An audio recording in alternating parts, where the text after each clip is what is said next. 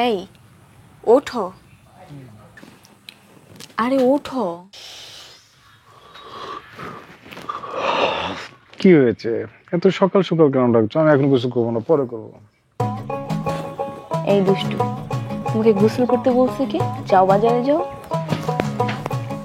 কেন এত সকালে বাজারে কেন? হ্যাঁ, এত সকালে বাজারে না গেলে ফ্রেশ গরুর মাংস পাবা? তোমার তো গরুর মাংস অনেক প্রিয়। কিন্তু আমার যে আরো অনেক কিছু প্রিয় আছে। কি সেগুলা? সেগুলো হচ্ছে তোমাকে ভালোবাসা, তোমাকে। এই এখন দিনের বেলা, এখন এগুলো হবে না। এসব কি হেডমাস্টার সাহেব? শোনো, বউয়ের কাছে হেডমাস্টারও যা, বখাটেও তা। তাই তো দেখছি, পুরোপুরি বখাটে হয়ে গিয়েছো তুমি। তাহলে আসো, বখাটের বাকি অংশটা দেখাই। যাও, দুষ্টুমি করো না।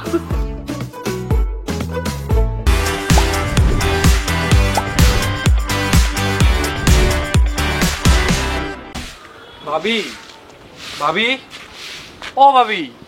আরে হলো কি, টাকা লাগবে? না। তাহলে কি বউ লাগবে? এখন তো বউ আনা যাবে না, কয়েকদিন ধৈর্য ধরতে হবে। তাইলে একটা বুদ্ধি দাও, তাইলেই হইব। বুদ্ধি? কিসের বুদ্ধি? গ্রাম উন্নয়ন সভা আবার শুরু করতে চাইতেছি, আবার সবকিছু নতুন করে শুরু করবো, কিন্তু মাথায় কোনোভাবেই আইডিয়া আইতেছে না। তোমার ভাইয়ের কাছ থেকে আইডিয়া নাও, সে তো একজন হেডমাস্টার। আরে দূর ভাই, সবার কাছে হেডমাস্টার হইলেও তোমার কাছে একটা আস্ত গরু। এই কি কইলি? কইলাম কি কইলাম? ও কইলাম তোমার না গরুর মাংস অনেক পছন্দ। তো তো তোমার ভাই প্ল্যান করতেছে একটা গরু ছাগলের খামার দিবে। গরু ছাগলের খামার? আইডিয়াটা কিন্তু খারাপ না। অবশ্য আমি ওরে ছোটবেলা থেকে গরু ছাগল ভাইবে আসছি, এতদিনেও জায়গা মতো আইছে। ভাইয়া ছাড়ো না। দেখছো ভাবি, কইছিলাম না তোমার বুদ্ধির কাছে আমার ভাই একটা আস্ত গরু। এই যে দেখো, আমি বুদ্ধিও পাইলাম আবার গরুও পাইলাম। লাভ ইউ ভাবি। Love you too. এই ও আমার গরু গুলো কেন? তোমরা যে কে কাকে গরু বলতেছো কিছুই বুঝতেছি না। দুই ভাইয়ের কারোরই তো লেজ বা শিং দেখি না। আসো ঘরে, আমার সিং দেখাই। ইস, এই কি মুখ হয়েছে আমার হেডমাস্টার সাহেবের, একবারে অসভ্য। বউয়ের কাছে অসভ্য হইলে কোনো সমস্যা নেই, চল।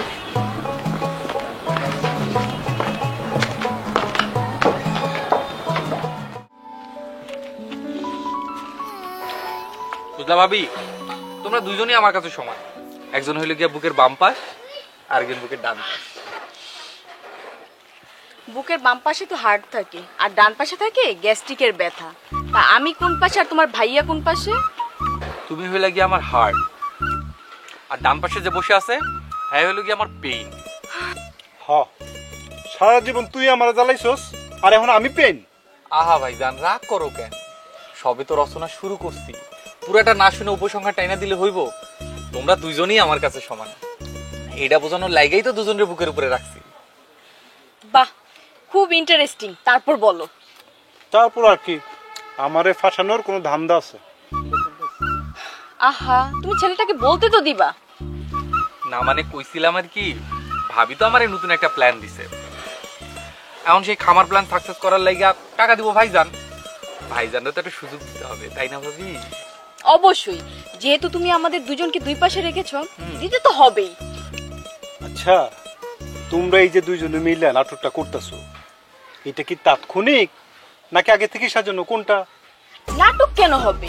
এটা তো বাস্তব। গরু ছাগলের খামার যেরকম বাস্তব, তুমি শুধু বাস্তবে টাকাটা দিলেই হবে। ও আচ্ছা আচ্ছা, এই কথা না, কোনো সমস্যা নাই। খুব তাড়াতাড়ি আমি একটা ছাগল কিনে দিতেছি, আর গরু গরু তো নিজেই। ঠিক আছে, তুমি একটা গরু আর ছাগল দুইটারে কি করবে, কাঁঠাল পাতা খাওয়াইবা। গরু ছাগলের খামার হয়ে গেল। ভাবি, ভাইজান এসব কি কয়? তোমার ভাইয়াকে পরের বেলা থেকে কাঁঠাল পাতা খাওয়াবো, তারপর দেখবা কাঁঠাল পাতা কিভাবে টাকা হয়ে বের হয়। ভাবি ইজ গ্রেট। ভাইয়া খাও না। না খাবো না। খাও খাও খাও। খাইতেছে। খাবো না তো। খাও খাও খাও। একটু খাও ভাইজান।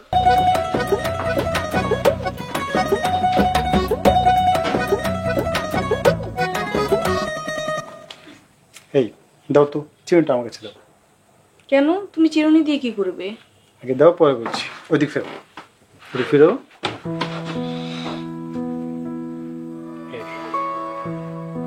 কি হেডমাস্টার সাহেব, মানুষ দেখলে কি বলবে? এই রাইতের বেলায় কেটা দেখবো? তা তোমার হঠাৎ করে আমার মাথা আশ্রয় দিতে ইচ্ছে করলো কেন? আমার নিজের কাজ তাড়াতাড়ি হওয়ার লাগে। মানে? তোমার এই এক মুঠো চুল নিয়ে তুমি তো সারা রাত পরে থাকবা। তোমার এই চুলগুলো আমি কখন এলোমেলো করবো? তা তুমি দেখি অনেক শিয়ানা হয়ে গিয়েছো, তা এতদিন লুকিয়ে থেকে আর কি কি শিখেছো মাস্টার সাহেব? কি কি শিখেছি?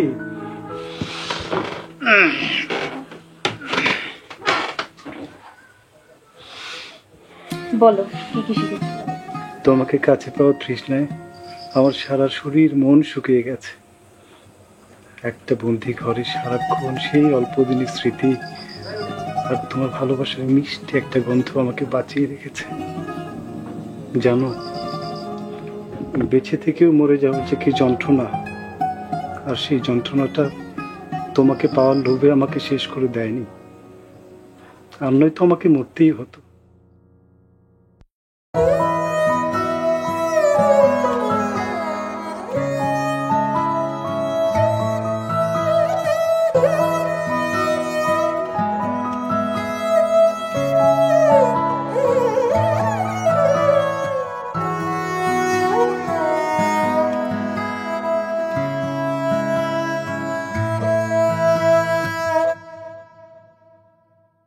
ভাবি, তুমি আমাকে পরিবারে আসার পর থেকে আমার জীবন একদম ধন্য হয়ে গেছে।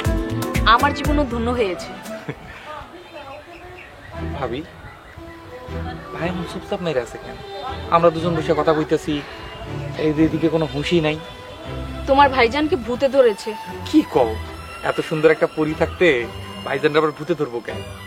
ওই যে বলে না, সুখে থাকতে ভূতে কিলায়। আর সুখ? এই গ্রামে কোনো সুখ আছে নাকি? উল্টা ভূত কিলায় এই গ্রামে সুখ আনতে হবে। তাহলে কিভাবে ভূত কিলাবার সুখ আনবে ঠিক করেছো? সেটা পরে জানতে পারবা। আল্লাহ রে, মাস্টার সাহেব এটা কি ভাব ধরলো? কি জানি, তোমার ভাই বোধ হয় আমাকে আর বিশ্বাসই করতে পারছে না। ধুর, কি এর মধ্যে কি? আরে দূর, তোমাকে মধুর কাইজা ফ্যাশন পরে কইরো। আমার ফার্মের জন্য টাকা লাগবে, টাকা রেডি করো। এখন তো আমার কাছে কোনো টাকা পয়সা নাই, জমানো সব টাকা দিয়ে সংসার চলতেছে। আমার তো এখন কোনো ইনকাম নাই, তুই জানোস। তাইলে কি আমার স্বপ্ন পূরণ হইব না? হবে, অবশ্যই হবে, এটার একটা ব্যবস্থা হবেই। আমার লক্ষ্মী ভাবি যখন কইছে ব্যবস্থা তো হইবই, আমি নিশ্চিত। দেখা যাক, আগে তুই প্ল্যান কর, বাজেট কর, এইবার তোর স্বপ্ন পূরণ হইবই। আর শোনো, গরু যখন দুধ দিব,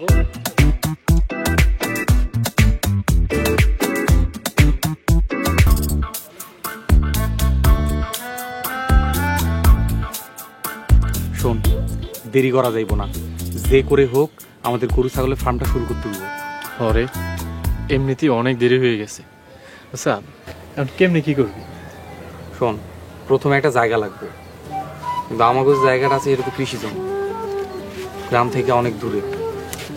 গ্রামের কাছাকাছি বাড়ির পাশে কিংবা রাস্তার পাশে কোনো জায়গা হলে ভালো হইতো। আরে জায়গা তো আছে, আমাদের পুরাতন বাড়িতে অনেক সুন্দর ফার্ম করা যাবে। আর তাছাড়া আব্বা তো ওই জায়গায় গরু পালতো। হ, তাই তো। তয় কৃষি জমি কিন্তু কামে লাগবে। আমরা সেখানে ফার্ম ঘাস চাষ করব। শুধু কৃষি জমিতে না, বাড়ির আশেপাশে পুকুর পাড়ে সব জায়গায় ফার্ম ঘাস লাগাইতে হইবে। ঘাসের জন্য তো অনেক জায়গা পাওয়া যাবে বন্ধু। এবার মনে হয় আমাদের গ্রাম উন্নয়ন সবার লোকজনকেও কাজে লাগানো যাবে। একদম। তয় আমাদের প্রথমে একটা বাজেট করণ লাগবে। ফার্মের জিনিসপত্র, ফার্মের ঘর, আর আমরা যে গরু ছাগল কিনবো এইটা। আচ্ছা, আমরা আপাতত গরু কিনি, কি করছ? হ, তয় গরু কিনলেও দুই ধরনের গরু কিনতে হইব। প্রথমে আমরা কিছু ষাঁড় বাছুর কিনুম, যেগুলো আমরা দেশি পদ্ধতিতে লালন পালন করুম, কোনো রকম মেডিসিন ছাড়াই, এবং সেগুলো আমরা কুরবানির লাগে করুম। আর কিছু ভালো জাতের গাভী কিনুম, যেগুলো দুধ দিব, সেই দুধ আমরা বেচুম। দোস্ত, দারুণ হইব। এটা শুনতেই কেমন ভালো লাগতেছে, বুঝছস? কিন্তু ক্যাশ টাকা তো লাগবে অনেক। তুই তো আমাকে অবস্থা জানিস, ভাইয়ার চাকরি নাই।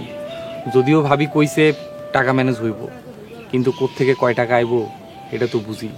আচ্ছা, কত টাকা লাগতে পারে? বাজেট না করলে তো বোঝা যাইব না, কিন্তু আমরা যেমনি ভাবছি অমনি করতে গেলে মিনিমাম 10 লাখ টাকা লাগবে। 10 লাখ টাকা না দোস্ত, আমি মনে হয় টাইনা টুইনা 3-4 লাখ টাকা ব্যবস্থা করতে পারবো। কিন্তু বাকিটা কেমনে কি? আপাতত কোনো রাস্তা দেখতেছি না, ভাইয়া যে কতটুকু কি করব এটাও বুঝতেছি না। আচ্ছা শোন, বড় ভাইয়ের চেষ্টা বড় ভাই করুক, হ্যাঁ? আমরা আমাদের পরিচিত যারা আছে তাদের কাছ থেকে ধার বা লোন যে যেভাবে দিতে চায় সেইভাবে বাকিটা ম্যানেজ করি। জানি না রে কি হইব, তাই যে করে হোক আমাকে স্বপ্ন পূরণ করতেই হইব। তা তো করতে হইবই। আচ্ছা চল এখন রতন ভাইয়ের দোকানের দিকে যাই।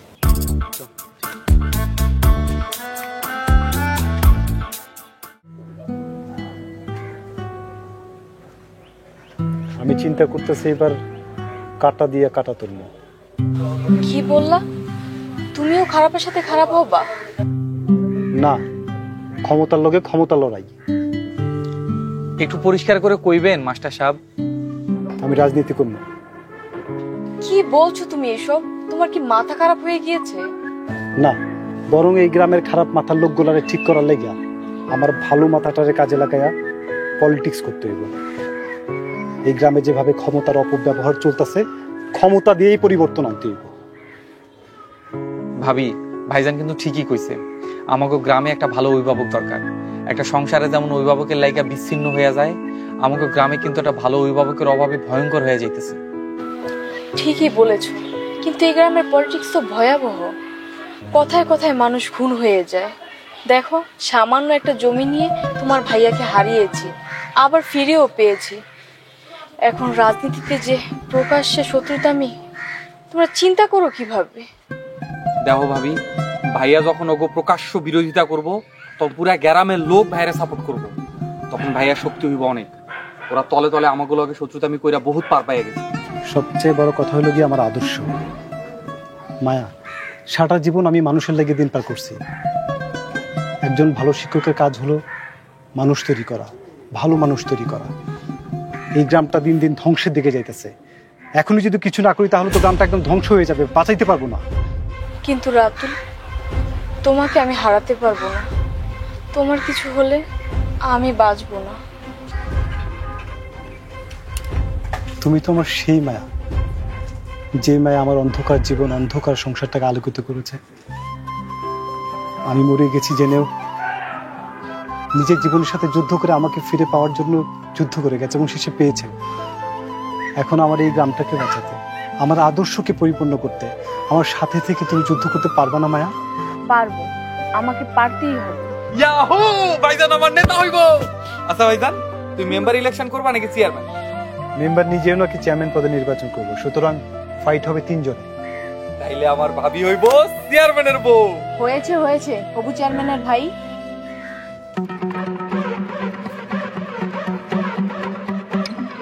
আমি রাতুল মাস্টার, সারা জীবন মানুষের রাতুল মাস্টারই থাকতে চাই।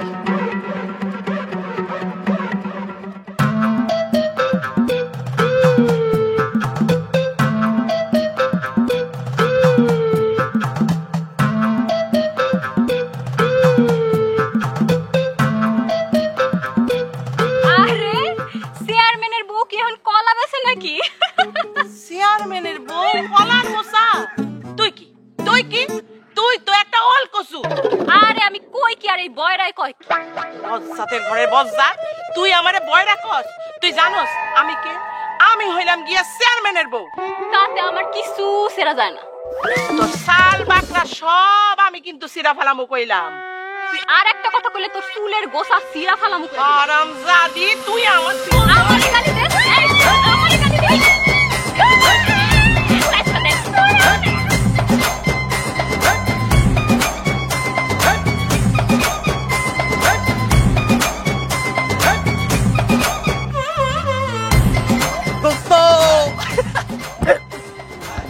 কি রে, কি হইছে? এত খুশি কেন তুই? আরে দারুণ খুশির খবর আছে। খুশির খবর? টাকার ব্যবস্থা হয়ে গেছে? আরে না, তাইলে আর কিসের খুশির খবর? ভাইজান ঘোষণা দিছে ভাইজান সামনেবারে চেয়ারম্যান ইলেকশন করব। কি করছে, এটা সত্যি নাকি? আরে হ, এইবার হইব আসল খেলা। আমরা সবাই বড় ভাইয়ের সাথে আছি। বড় ভাই নির্বাচন করলে নিশ্চিত পাস। মেম্বার চেয়ারম্যানের দিন এবার শেষ। তয় ঝামেলা আছে, মেম্বার অফ চেয়ারম্যান আরো ভয়ঙ্কর হওয়ার চেষ্টা করব। ওগো শক্তি থাকতে ওরা ভাইজানরে জীবনে নির্বাচনে জিততে দিব না। আরে চিন্তা করিস না, ওরা কিছুই করতে পারবো না। আমরা গ্রামের সবাই বড় ভাইয়ের পক্ষে আছি। ভাইজানের লগে ছায়ার মতো সাথে সাথে থাকতে হইব। একবার খালি নির্বাচনে জিততে পারলেই হইল। দোস্ত, বড় ভাই এবার চেয়ারম্যান হইব, আমাদের আনন্দনগরের গ্রামটা সত্যিকারে আনন্দনগরে পরিণত হইব। আমার না মানে এটা ভেবে কেমন আনন্দ লাগতেছে। এখন তো আর চা না খাইলে হইতেছে না। চল রতন ভাইয়ের দোকানে যে কররা লিগারের চা খামো। চল। আচ্ছা, ভাইরা উদ্যোগটা নিল কিভাবে? আরে ভাইয়ের হুক করে এমন হইছে।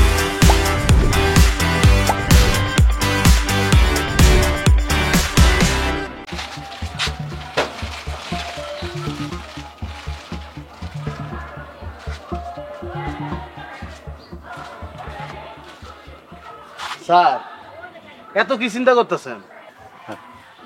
চিন্তার কি আর শেষ আছে রতন? গ্রামটা দিন দিন ধ্বংসের দিকে যাইতেছে। এই ধ্বংস থেকে মুক্তির কোনো উপায় নেই আমাকে। পুরো গ্রামটা আপনার দিকে তাকায় আছে স্যার। এই গ্রামের সন্তানগুলোর তো মানুষ আপনি করছেন। আমার ওই মাস্টারি দিয়ে আর কোনো কাজ হবে না। বাচ্চাদের মানুষ করার শিক্ষা আর অমানুষ মানুষ করার শিক্ষা এক না। যেমনি শিক্ষা দেওয়া দরকার অমনি শিক্ষা দেন, তারপরে এই গ্রামটার আপনি বাঁচান। মানুষ বানানোর শিক্ষা তো আপনারই জানা আছে। আমি ওইটাই ভাবতেছি, ক্ষমতার লগে লড়তে হইলে ক্ষমতা লাগবে। আমি চিন্তা করতেছি রাজনীতি করবো, সামনে ইলেকশন করবো। স্যার, এটা আপনি কি শোনালেন স্যার? আপনি তো আমাকে বাঁচার রাস্তা দেখাইলেন। হ্যাঁ, এই গ্রামটারে আমাকে রক্ষা করতে হইব, সবারই এক লোকে বাঁচতে হইব। স্যার, আমার কিন্তু একটা আবদার আছে, আপনার এটা রাখতে হইব। আরে রতন, কও না কি আপনার?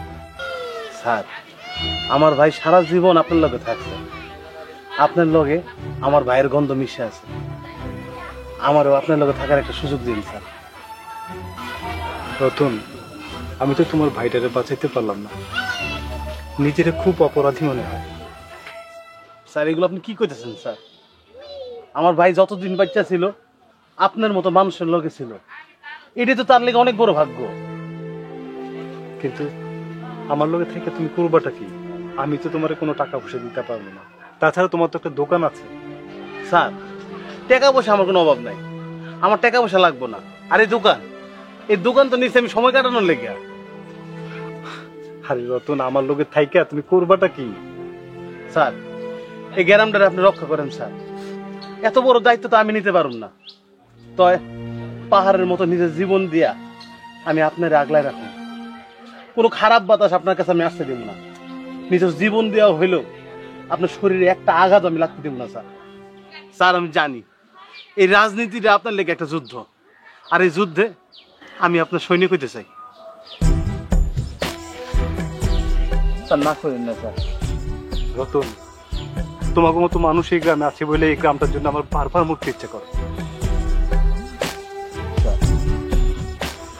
আমরা থাকুন স্যার।